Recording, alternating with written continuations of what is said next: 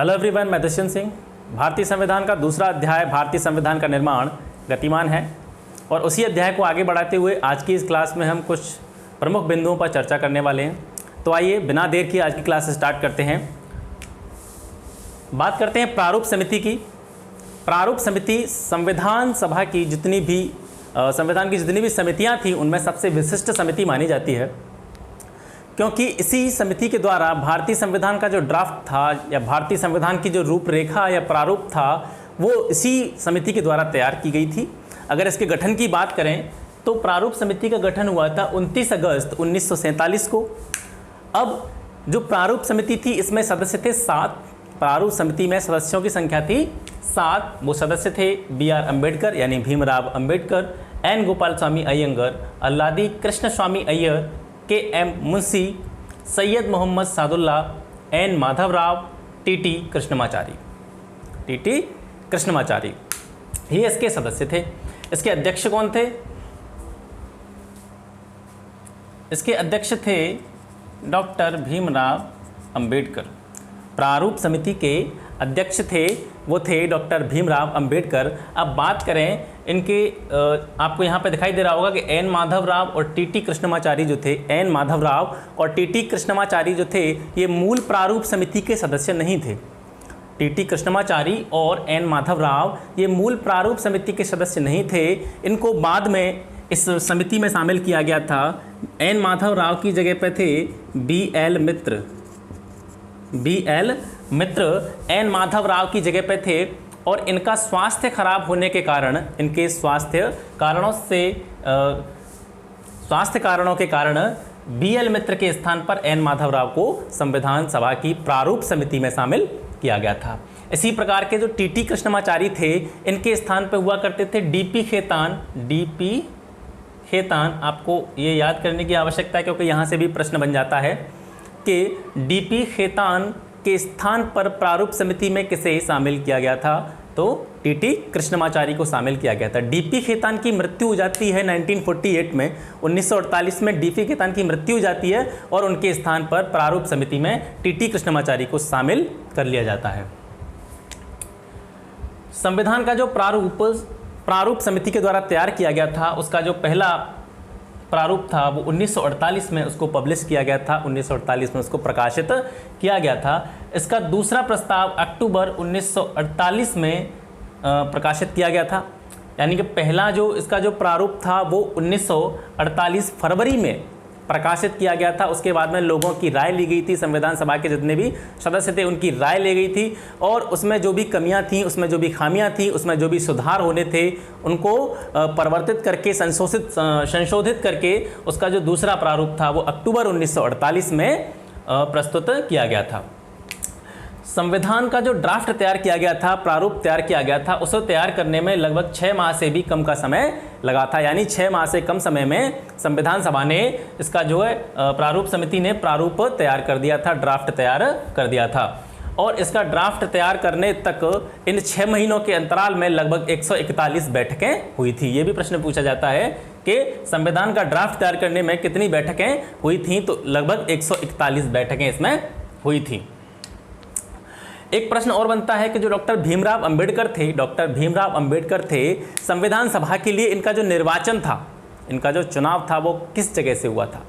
तो संविधान सभा के लिए डॉक्टर भीमराव अम्बेडकर का जो निर्वाचन था वो बंगाल प्रांत से हुआ था। लेकिन जब भारत आज़ाद हो जाता है और भारत आज़ाद होने के बाद में भारत का विभाजन होता है भारत और पाकिस्तान में, तो जो बंगाल प्रांत था उसका कुछ हिस्सा पूर्वी पाकिस्तान में चला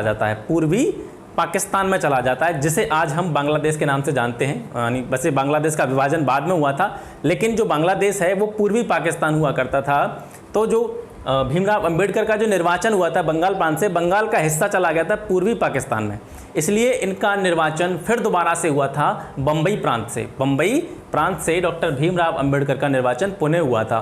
तो यहाँ से भी एक फैक्ट बन जाता है कि डॉक्टर भीमराव अम्बेडकर का निर्वाचन कितनी बार हुआ था। डॉक्टर भीमराव अम्बेडकर का जो निर्वाचन था वो कितनी बार हुआ था? तो इनका 2 बार निर्वाचन हुआ था संविधान सभा के लिए। प्रथम बार बंगाल प्रांत से, लेकिन बंगाल प्रांत कहाँ चला गया? पूर्वी पाकिस्तान में। तो इनका जो पुनः निर्वाचन हुआ था वो हुआ था बम्बई प्रांत से। इसके बाद में आते हैं संविधान सभा के वाचन। संविधान सभा के वाचन, वाचन का अर्थ क्या है? पढ़ा जाना। संविधान सभा के वाचन का अर्थ है संविधान का पढ़ा जाना, यानी जो इनका जो वाचन हुआ था, बैठक हुई थी, मीटिंग हुई थी, तो कितनी हुई थी ये संविधान सभा के जो वाचन हुए थे वो हुए थे 3। संविधान सभा के वाचन कितने हुए थे? 3 वाचन हुए थे। तो पहला वाचन इसका जो हुआ था वो 4 नवंबर 1948 से लेकर के 9 नवंबर 1948 तक हुआ था। 4 नवंबर 1948 से लेकर के 9 नवंबर 1948 तक संविधान सभा का प्रथम वाचन हुआ था। 4 नवंबर 1948 के दिन जो भारत का संविधान था उसका अंतिम प्रारूप था वो पेश किया गया था संविधान सभा के सामने। 4 नवंबर 1948 को संविधान का अंतिम प्रारूप संविधान सभा के सामने प्रस्तुत किया गया था। ठीक है, और जो प्रारूप पेश हुआ था उस पर 4 नवंबर से लेकर के 9 नवंबर तक यानी कि 5 दिन तक उस पर बैठक हुई थी, चर्चा हुई थी। किसके ऊपर? संविधान का जो अंतिम प्रारूप पेश किया गया था। दूसरा जो इसका वाचन हुआ था वो होता है 15 नवंबर 1948 से लेकर के 17 अक्टूबर 1949 तक। 15 नवंबर 1948 से लेकर के 17 नवंबर 1949 तक संविधान सभा का दूसरा वाचन होता है। और इस वाचन में जो प्रमुख बात हुई थी वो ये थी कि जो संविधान था, संविधान को मतलब संविधान के जो भाग थे उन पर प्रत्येक भाग पर अलग अलग विचार किया गया था। संविधान पर खंडवार विचार किया गया था संविधान सभा के दूसरे वाचन में। इसके बाद में आता है संविधान का तीसरा वाचन। 14 नवंबर 1949 से लेकर के 26 नवंबर 1949 यानी कि जिस दिन भारत के संविधान को भारत के लोगों ने अंगीकृत किया था, स्वीकार किया था, उस दिन तक ये तृतीय वाचन हुआ था। ये स्टार्ट कब से हुआ था? 14 नवंबर 1949 से, और चला कब तक था? 26 नवंबर 1949 तक। इसी तृतीय वाचन में डॉक्टर भीमराव अंबेडकर ने एक प्रस्ताव पेश किया था जिसको कहा जाता है the constitution is settled by the assembly be passed. ये प्रस्ताव डॉक्टर भीमराव अंबेडकर के द्वारा संविधान सभा के तीसरे वाचन में प्रस्तुत किया गया था। तो जो संविधान सभा के सदस्य थे 299, उस दिन 299 सदस्यों में थे केवल 284 सदस्य ही उस दिन संविधान सभा में उपस्थित थे। तो उन्हीं 284 सदस्यों ने इस प्रस्ताव पर क्या किए? अपने हस्ताक्षर कर दिए। 299 में से 284 सदस्यों ने इस प्रस्ताव पर हस्ताक्षर किए और इसके बाद 26 नवंबर 1949 को हमारा जो संविधान है वो स्वीकृत कर लिया गया। स्वीकृत कर लिया गया, ना कि लागू हुआ, क्योंकि संविधान तो लागू कब हुआ था? 26 नवंबर, वो 26 जनवरी 1950 को लागू हुआ था। इस संविधान में जो यानी मूल संविधान था हमारा, जैसे भारतीय लोगों ने अंगीकृत किया था, स्वीकार किया था, उसमें क्या क्या था? प्रस्तावना भी थी, 395 अनुच्छेद थे, 22 भाग थे और 8 अनुसूचियां थी। ठीक है, ये प्रश्न भी पूछा जाता है कि क्या मूल संविधान में प्रस्तावना सम्मिलित थी? तो आपका आंसर होगा कि मूल संविधान में प्रस्तावना थी, लेकिन प्रस्तावना बाद में लागू की गई थी। प्रस्तावना को संविधान लागू होने के बाद में लागू किया गया था। संविधान लागू हुआ था हमारा 26 जनवरी 1950 को, और उसके बाद में प्रस्तावना को लागू किया गया था। प्रस्तावना पहले लागू नहीं हुई थी। अब एक फैक्ट यहाँ से ये बनता है कि संविधान लागू करने के लिए 26 जनवरी का ही दिन क्यों चुना गया? संविधान लागू करने के लिए 26 जनवरी का ही दिन क्यों चुना गया? तो इसके पीछे आपने मॉडर्न हिस्ट्री में आपको पढ़ने को मिलता है कि जो कांग्रेस का एक अधिवेशन हुआ था, कांग्रेस का एक अधिवेशन हुआ था, लाहौर अधिवेशन। कांग्रेस का एक अधिवेशन हुआ था, कौन सा? लाहौर अधिवेशन हुआ था 1929 में। उसमें ये विचार किया गया था, या ऐसा बोल सकते हैं उसमें एक प्रस्ताव, एक फैसला लिया गया था कि 26 जनवरी 1930 को 26 जनवरी 1930 को जो 26 जनवरी 1930 का जो दिन है वो पूर्ण स्वराज दिवस के रूप में मनाया जाएगा। पूर्ण स्वराज दिवस, पूर्ण स्वराज दिवस के रूप में मनाया जाएगा। यानी कि कांग्रेस का जो अधिवेशन हुआ था, लाहौर अधिवेशन 1929 में, उसके प्रावधानों के तहत 26 जनवरी 1930 का दिन था, जो भारतीय इतिहास में किसके रूप में जाना जाता है? यानी 26 जनवरी 1930 को क्या मनाया गया था? पूर्ण स्वराज दिवस मनाया गया था, पूर्ण स्वराज दिवस मनाया गया था। इसीलिए इसी तिथि को निश्चित किया गया था भारत का संविधान लागू करने के लिए। तो इसी तिथि को 26 जनवरी 1950 को भारत का संविधान लागू किया गया था। ठीक है, तो जैसा कि हम यहाँ पढ़ चुके हैं, जो मूल संविधान था हमारा, उसमें क्या थी, प्रस्तावना भी सम्मिलित थी, 395 अनुच्छेद थे, 22 भाग थे और 8 अनुसूचियाँ उसमें थी। इसके बाद में उसकी जो प्रस्तावना थी वो संविधान लागू होने के बाद में लागू हुई। अब इस पूरे संविधान का निर्माण करने में जो सबसे महत्वपूर्ण भूमिका अदा की थी, आप जानते हैं, डॉक्टर भीमराव अंबेडकर ने। इन्हीं के कार्यों के लिए, इन्हीं के योगदान के लिए, इनके अभूतपूर्व और अकल्पनीय प्रयास के लिए इनको भारतीय संविधान के पिता और आधुनिक भारत के मनु की संज्ञा दी जाती है। यानी डॉक्टर भीमराव अंबेडकर को भारतीय संविधान के पिता के रूप में जाना जाता है। इसके अतिरिक्त इन्हें आधुनिक युग के मनु की संज्ञा भी दी जाती है। वैसे आपको पता होगा मनु क्यों कहा जाता है इनको, वैसे ये एक अलग विषय है, लेकिन अगर आ गया है तो जान लेते हैं।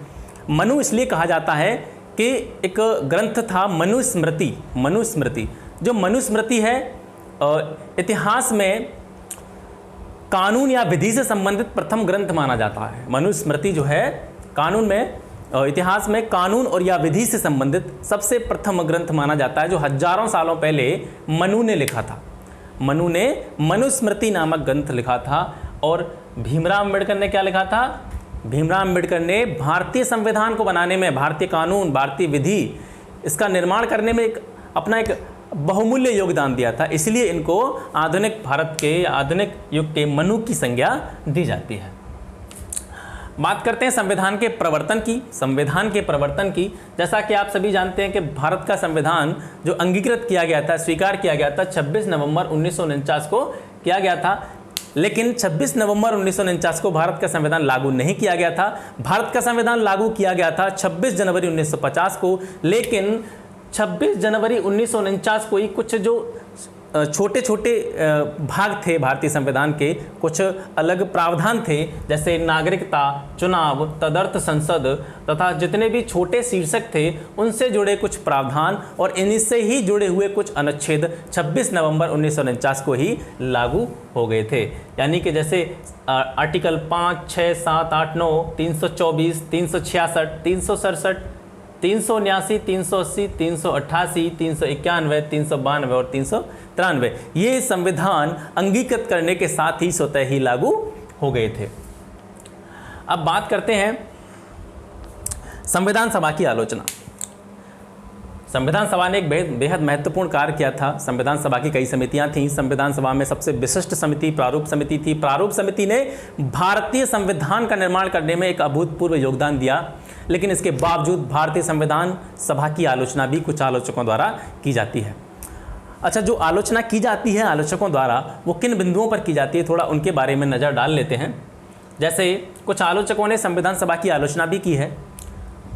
उन्होंने कहा है कि ये जो संविधान सभा थी एक प्रतिनिधि निकाय नहीं थी। प्रतिनिधि निकाय से आप क्या समझते हैं?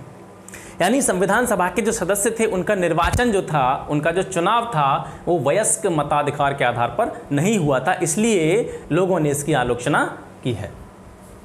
संप्रभुता का अभाव, संप्रभुता का अभाव, आलोचकों का यह मानना है, ये मेरे विचार नहीं है, न किसी किताब के विचार हैं, ये जो उस टाइम पर कुछ विद्वान हुआ करते थे, आलोचक हुआ करते थे, उन्होंने जैसे कि आप जानते हैं हर आदमी में आदत होती है कहीं ना कहीं कुछ ना कुछ कमी ढूंढने की, तो हर चीज़ का एक पॉजिटिव और नेगेटिव पहलू होता है। तो उसी तरीके से संविधान सभा ने अच्छा कार्य भी किया था, लेकिन कुछ लोगों ने इसमें कमियां भी निकाली थी, तो उन्हीं कमियों के बारे में बात कर रहे हैं। तो जो संप्रभुता का अभाव, यानी उनका मानना ये था कि जो भारतीय संविधान सभा थी पूर्णतः संप्रभु निकाय नहीं थी, क्योंकि ये अपने फैसलों पर, अपने ज़्यादातर डिसीजंस पर डिपेंड रहती थी ब्रिटिश अधिकारियों पर या ब्रिटिश लोगों पर।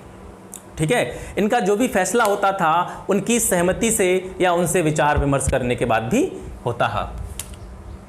अब आता है समय की बर्बादी।